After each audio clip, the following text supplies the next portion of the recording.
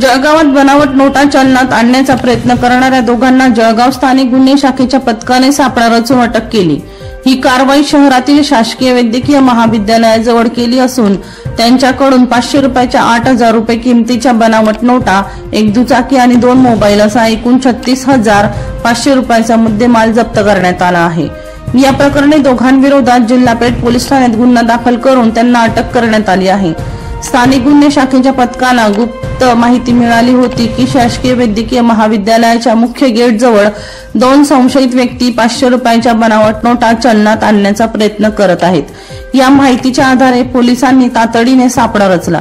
रात्री 10 वाजताच्या सुमारास पोलिसांनी सचिन दरबार सिंग राजपूत राहणार रामेश्वर कॉलनी आणि सचिन संजय गोसावी राहणार वाघनगर जळगाव या दोघांना ताब्यात घेतले। वर्षा लोहार यांचा रिपोर्ट V1 लाईव्ह जळगाव।